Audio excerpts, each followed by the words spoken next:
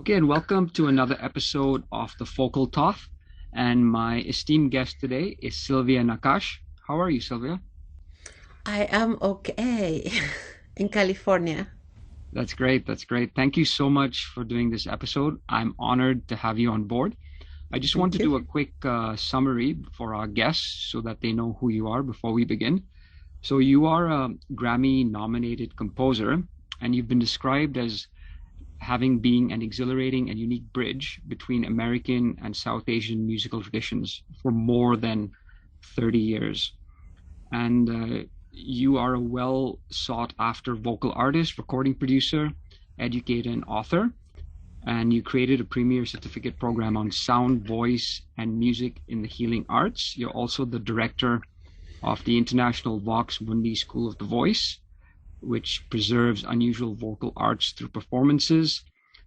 You've also got your teaching technique and certificate on the yoga of the voice that thrives in the integration of voice, body gestures, performance wellness, and states of meditation. And further to that, you also hold master's degrees in psychology, music psychotherapy, and music composition from Mills College. And you actually studied for 30 years with one of my musical heroes, Ali Akbar Khan. So you've done a lot, and I'm really glad to have you on this episode, which is entitled The Art of Mindful Listening. That's great. I never thought that I have done a lot. You always need someone to sort of put it in perspective for you, to give you the objective view. So I wanted to ask you first off, so what to you is mindful listening?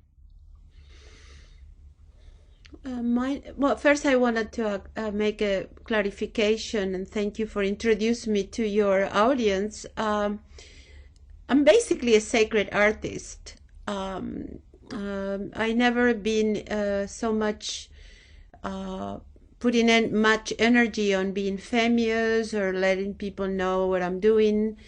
It's I realized at some point that what I was cultivating is it's more sacred and no, I'm trying to say sacred more than any other thing in the sense that like my teachers, you have to discover them. They're not public. They're not mainstream. So they show up when you're ready. So talking to a friend a long time ago, I realized, he said, "Wow, but you did so much, but how come I never heard about you?" Like, because that's the power of being happy and being secret at the same time. I'm not saying sacred. I'm saying secret. You asked me about mindful listening, and mindful listening is almost, I'm using again the same word, it's secret listening. It's a way of being completely in the present time and allowing for the mind to become consciousness, meaning expand the sense of time and realize that you can be only in the present time, and the present time it's all inclusive. You are not in the past, you are not in the future. Mindful listening is to be completely here and now, like I am now with you, and I forgot everything that happens before or after this moment. So it includes active listening, meaning we are interactive here. I'm listening to you, you are listening to me, but it's beyond hearing, which is what normally is happening. People talk about hearing music, hearing this. Hearing happens because we have ears. Here is something that happens because we have skin and we have bones. It's a bone conducting experience. Yes. And of course, there is a neurological aspect and a brain aspect too. But listening is about directing our attention to what we are hearing. And mindful listening is when we are so open, then insights can happen. Transformation can happen. We are new every time we listen. Correct. So it's almost like some people say, you know, we have the mind's eye. Here you're talking about the mind's ear almost, right? It's a different Yes. emphasis on taking in information and being as aware as possible about this information in the present moment. And, you know, one of my heroes, Paul Chek, he talks about the speed of now, everything that's happening in the current present moment, right? Yes. As we always say, is listen is what happens when the ears become expanded into, I would say, the eyes of consciousness. We go beyond the physicality of interactions, and we multiply our connections because we are so I would say I'm thinking I'm thinking in the this movie that got the Oscars, the octopus. I forgot my teacher, the octopus as a teacher. I feel like that listening is like moving like an octopus, you know, like you're listening and you're so actively present, and that you can make good decisions if you are listening. You can make better relationships. And the key is that listening take us directly to the art of discernment. Discernment is a way of wisdom according to the Buddhist psychology. So it's a very it's quite an important aspect of being alive, and not just being a musician, or just being in relationship. And also I'm thinking right now, here and now, talking to you, listening to ourselves instead of just hearing. Yes. You know, when you mention music, it's if someone is playing in a band, you're not only just, you know, listening to your own instrument, you're listening to the instrument of the other people in the band. Then you're also listening to the audience, and it's the awareness of everything, right? That's the mindful listening, knowing what the reaction is and how to respond to the reaction. It's different layers. Exactly. Layers is my favorite word. In fact, I think my next album is going to call Layers of Layas and Layas of Layers. Because Laya is another word in Sanskrit that has to be with listening. When we are musicians, Laya is the space in between the silence, the space in between the two musical phrases, the space of breath when you are singing. So it's a very delicate space where you are listening because you are silent. The space between two thoughts. If you can catch it. Exactly. That's fast. Exactly. If you can if you can enjoy the silence. So this requires a little bit of, I imagine, some meditation, right? Because to listen, you have to first take a step back and not respond to, you know, what is coming at you. And you have to be between the layers, right? Mm-hmm. To be able to discern. Yeah, it's like it's a continuum, you know. It's like saying, okay, it's as I think that what is maybe the most secret or interesting part of this topic will be how we can be patient enough, how we can handle silence when we are hearing. In this moment of silence is when we start cultivating the art of listening. And then basically it's a continuum between hearing, direct my attention to what I want to listen, silence, and then hearing again, silence, listening. That's a meditation. It's called sonic meditation, because you are always in the space of vibration, right? We are vibration. We are permeated by vibration. It's about how we direct our attention to particular vibrations and not others. And people, I think, generally are just used to talking. So if you have two people talking, they just talk one after the other. They don't leave a lot of space in between, their replies or their sentences, or in fact, even their words. There almost seems to be like they're in a rush. So I think if they slow down, if they listen to the silence, then they'll be able to understand what is going on better, right? Well, yeah, that's one of the 17 definitions of laya in Sanskrit, in music the closest is tempo, but I like to call it space. S-pace. S-pace. Because it's a way of pacefulness when we are creating music, or even in this kind of conversation. So we are interconnected, our thoughts, our interests, our emotions maybe. But at the same time, that when I listen to you, you are creating a space.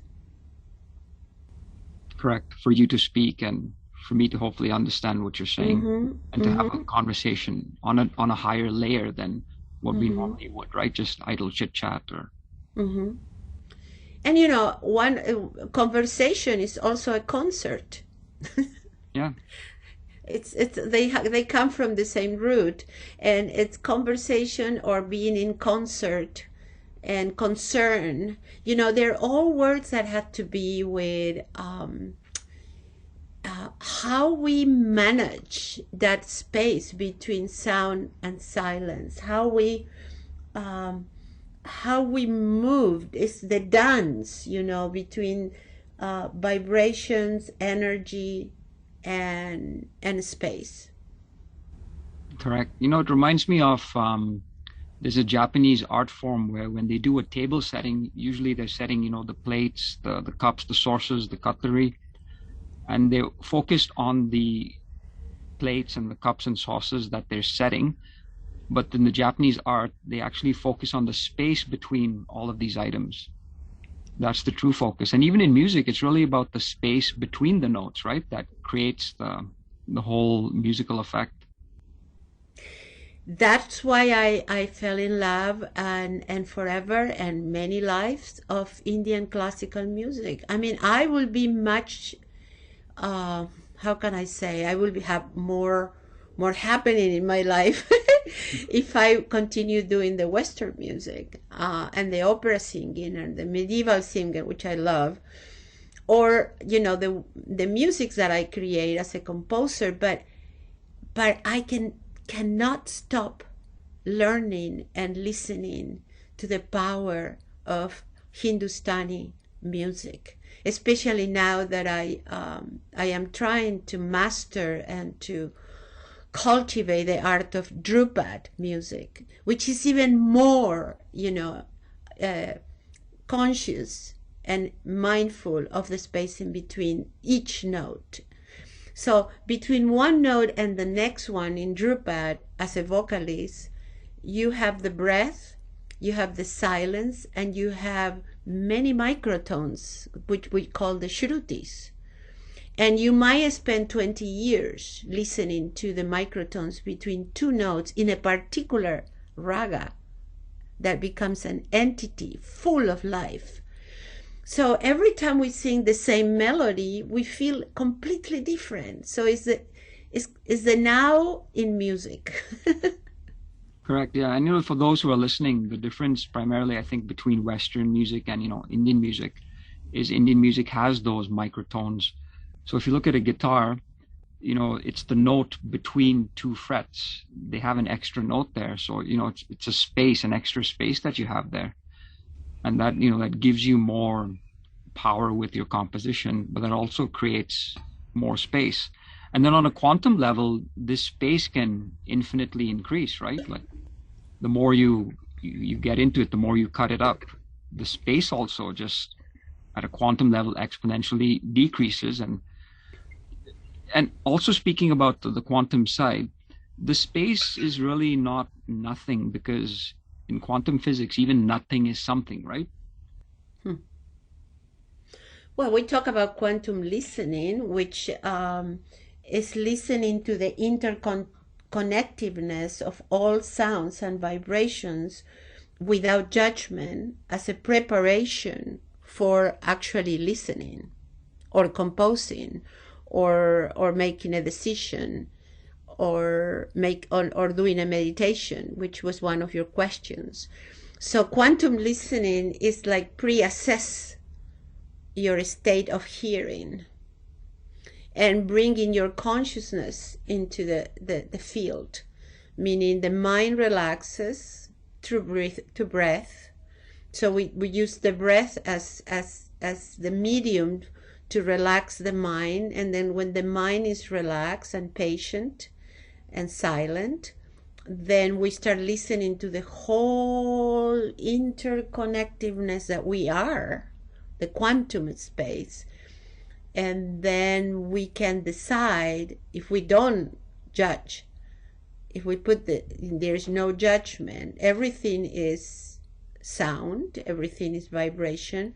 At that point, when we are empty, that emptiness brings the sense of newness, the sense of enoughness, the sense of what in Japanese they call it the mu, M-U, which is a sense of complete ecstasy of the now. Everything is enough. It's the enjoyment of nothingness, the mu. So that state, it comes from what we call, Pauline Oliveros calls quantum listening. The late Pauline Oliveros was my first teacher of listening and my last teacher of listening, and the one that put me on the right way. As a professional clinical psychologist, I was listening, but as a musician, I was listening, but only when I met Pauline Oliveros in 1982, which she rescued me. I was lost in Woodstock trying to find a school that was closed. and then she taught me everything, and we traveled around the country just listening to everything. And the technology of stopping judgment creates great music. Correct. Yeah. I've said sometimes, you can almost see better with your eyes closed. Sometimes when I meditate on silence, it sounds louder than, when there's a noise going on in the environment. Because when you're getting to this quantum level, there's millions of billions of, bits of information that are actually out there, right? Exactly. The whole point is how we switch the channel. Meaning, this is, I call it the frequency of listening, because I continuously listening to different things, especially now that we are home. I listening to podcasts, I listening to music, I listening to my students, but I always see that people talk about hearing. And there's not a clear difference between the physicality, the materiality of hearing, and the metaphor, the surrounding, and the quantum possibilities of listening that makes us so rich. Pauline Oliveros says that listening creates culture, not culture creates listening. listening creates culture, and culture is where, you know, it's the way we connect.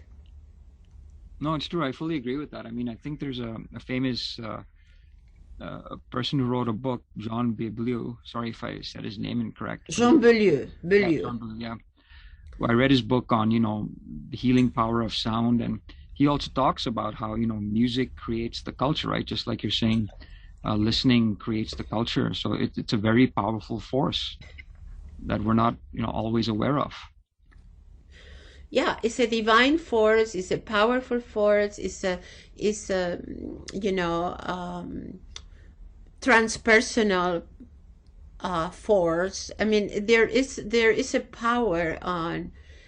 I was listening to the radio when I drive. I listen to radio and news and stuff, and this particular program was about the meta message in conversations that is created by the different cultures. Like sometimes people say something and someone reacts badly, yeah. But actually that person was not trying to say anything bad, but that person was listening to a different culture. The story is very simple. She was talking about this person telling the other, "Oh, you didn't bring your coat," and the other person answers, "Are you my mother?" And this person was saying, "Hey, I was just trying to just to make warm, if you can be warmer, but she didn't try to be the mother," right? So all that happens when people just hear. So if you think about it, a lot of problems in our life, in our culture, in our societies, in our bodies happens because we don't take the time, or we are not educated about the difference between hearing and listening as directing our attention. The possibility of driving our attention, like driving a Mercedes or a divine car, you know what I mean? You can drive your attention and say, "No, I don't want to hear this now. Maybe I want to hear this." Today, for example, I didn't use the computer yesterday for a long time, which is great, right? And then when I opened the computer today, like, when you open the top of the computer, the laptop. So I opened the laptop and I hear my alive and well teacher now, Pandit Uday Bawalkar, because I was listening to this Yemen yesterday. And then when I opened the computer, the first thing I hear is him. My whole energy just shifts, like, wow. And because I didn't turn off the whatever, it was just probably a YouTube track, and it was Yemen raga, which is especially divine. And I opened the computer just to check what's going on, and hear, the voice of my Guruji, it was, great. My whole energy, my whole world around, my whole quantum state shift. Sure. So imagine, you weren't just hearing it, I was going to say, like you were actually listening to it, and it had enough energy. Yeah. Because it could have been playing in the background and you could have been doing something else and just, not paying attention to it. But like what you're saying, it's hearing something, which is the function of the ear, but then the awareness and the attention that you bring to it, that takes it to the second level. And I would say the third level might be when you become one with the knowledge, right? Or what you're listening to. And and then I'm sure other levels can increase. I still haven't thought about those other levels yet, but what are you leveling 1, 2, 3? I mean, tell me a little bit about level. Are you, because you're an engineer, you're leveling things, your culture of listening with levels? I'm very interested. It's not anything formal. It's just that, like you're saying, say, for example, two people meet, like in the example you gave, where's your coat? The person got upset. Everything happens, I find, in life on a surface level. And then the second thing is you have to break away from that pattern with awareness and attention to see, where's that person coming from? Like this person was saying, where's your coat? They could have been concerned, right? This person's going to get cold if they go outside, But the other person took it as, maybe their, parents told them too much about things while they were growing up. So they took it as, a defensive, conversation that was going to happen. So they lashed back. Then you need accountability, right? Like someone should say, okay, stop. I know what you were trying to do. You were being concerned, So I think people, when they talk, and I think this comes from, if you watch too much TV, you see the sitcoms, people are just talking on a surface level. Even with, friends and the conversations people have, it's all on a surface level. You have to take it to, like you're saying, the next layer with awareness and attention. But then you have to take it to an even third layer, which is where what you're listening to becomes part of you and changes the trajectory of your energy and, even your mind and your life. Because, knowledge without, use is not powerful. But then I always say the third level is when you become the knowledge. Oh, I see. About it, right? That conscious competence and, like how they talk about those things. So just like with listening, when you hear something and then you listen to it, and the third level is becoming what you've listened to. Well, this can be very positive and very transforming in the positive way. The whole point is about how people listen. So my new sessions, my new classes, or whatever I call now the sessions, are about listen how you listen. That's it. The last class that I've been doing for a whole weekend is listen. How are you listening? Listen to how are you listening? And we spend the whole weekend with people from all over the world, from from Mozambique to Dubai to California, New York, South America, you name it. And we were just working lots of Japanese. And in Japan, I learned a lot about silence. And I learned a lot about the respect that involves to listen. The respectful experience of listening. Because in Japan, for some reason that we can talk in another 30 minutes, there is a sense of silence that is not challenging, like in other cultures of like listening. A respectful, humble silence, right? Like humility in the moment. You're surrendering to the silence. I call it,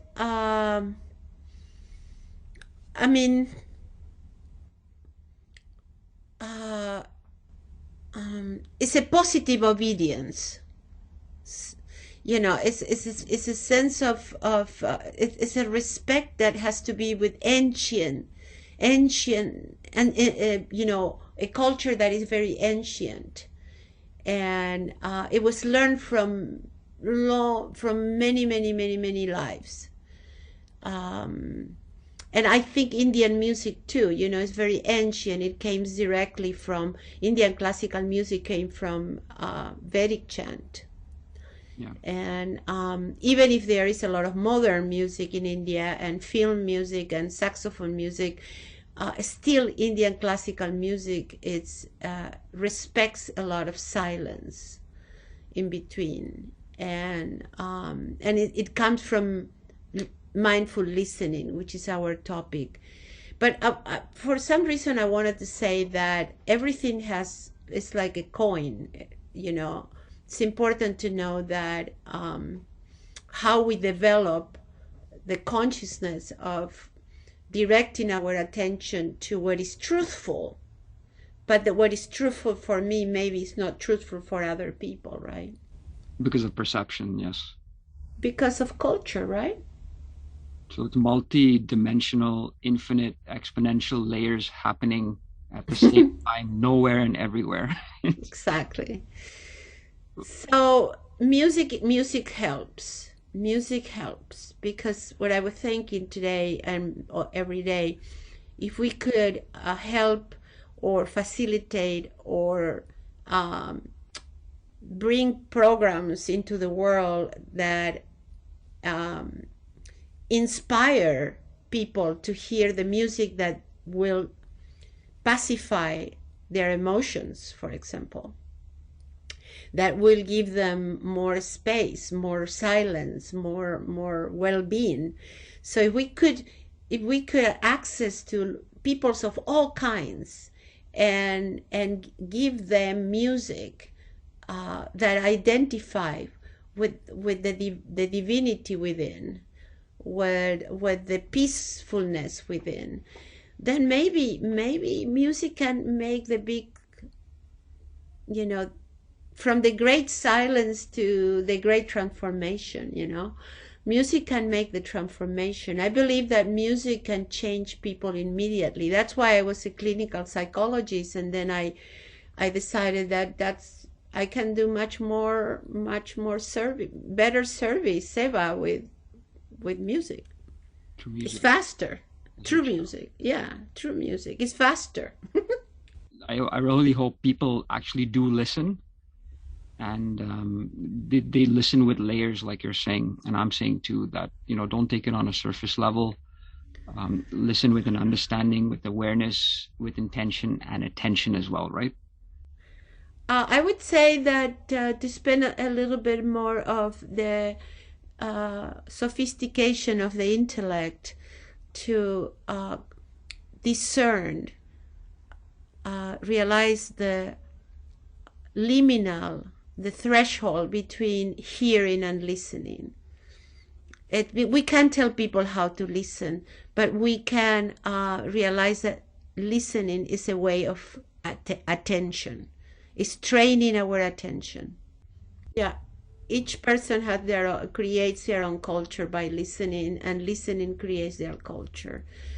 I know it sounds a little bit complicated, but we just have to bring more attention to how we listen. And what do we want to listen? Listen to silence for a change. You'll find it's louder than most noises you've ever heard, because it'll change you. And I fell in love with the music of John Cage, which opened up my whole musicianship, because he considers noise the same, a way of silence as well. Everything is vibration. The whole point is that we just bring a little bit, a few more minutes, few more seconds of realizing that we were just hearing but not listening. Got it. Well, listen, thank you again, Silvia. It's been an honor to have you on the podcast, and I wish you well. Thank you so much. It's been a pleasure to talk to you and practice the art of conversation. I will. Thank you. Bye-bye.